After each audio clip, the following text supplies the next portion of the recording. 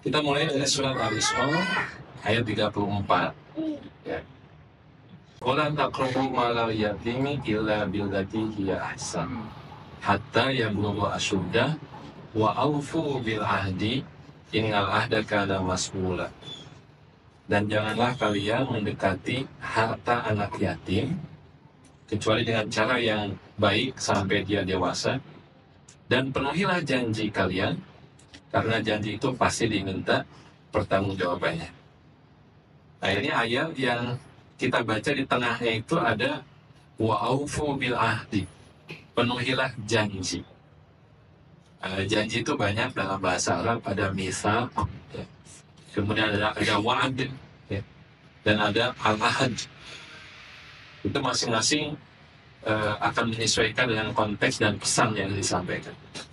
Nah, al-ahdu ini berasal dari ahida, yaitu menjaga sesuatu dan mengurusnya dalam berbagai kondisi. Jadi menjaga dan mengurus dalam berbagai kondisi, itu yang dimaksud dengan al-ahdu. Artinya nanti ada kondisi-kondisi yang mungkin tidak mudah untuk menjaga komitmen menepati janji itu. Ya. Jadi ini yang ingin disampaikan dengan penggunaan al-ahdu ini.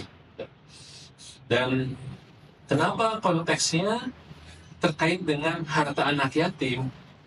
Ya, wa'aufu bil ahdinya ini.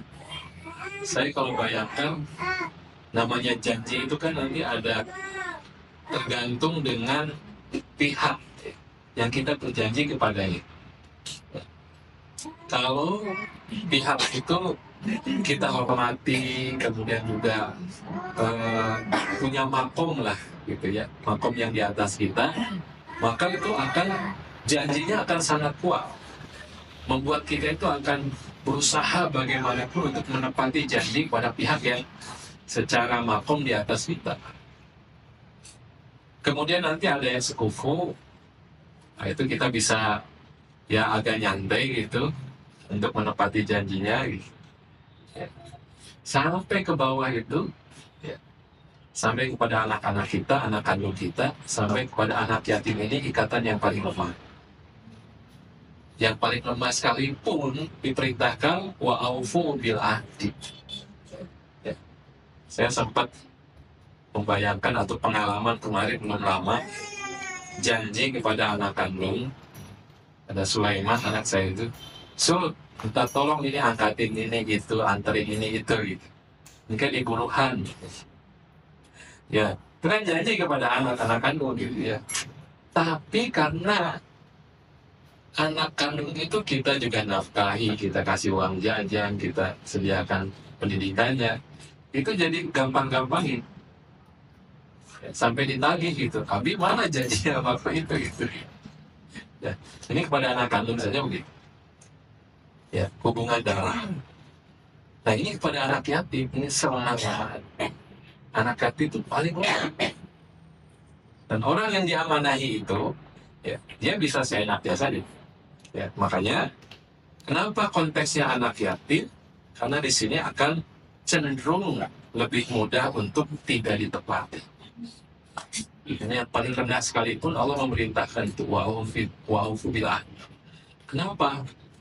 Innal ahda kana mas'ula. Ya. Akhir ayatnya ditutup dengan ada inna yang artinya sesungguhnya. Ini adalah suatu huruf yang tujuannya untuk izalatus syak, untuk menghilangkan keraguan. Jadi kenapa ada inna? Berarti ada orang-orang yang meragukan bahwa itu akan terjadi. Innal insana lafi khusrin, itu ada inna.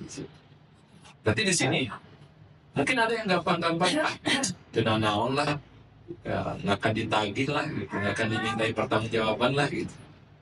Makanya ditegaskan innal ahda, sesungguhnya janji itu karena.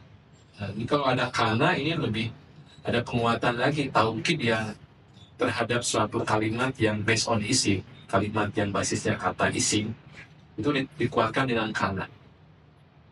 Ini nggak ada dalam bahasa Indonesia. Ya. Allah Ghafurur Rahim. Allah Maha Pengampun, Maha Penyayang. Tapi untuk menguatkan bahwa Allah Maha Pengampun itu tidak hanya sekarang, Allah Maha Pengampun, Maha Penyayang itu tidak hanya hari ini, tapi dari dulu, semenjak dulu kala. Itu dengan kana. Wa kana Allahu ghafurur rahim. Jadi permintaan tanggung jawab itu dari dulu memang akan dimintai pertanggungjawaban. Innal ahda kana mas'ul.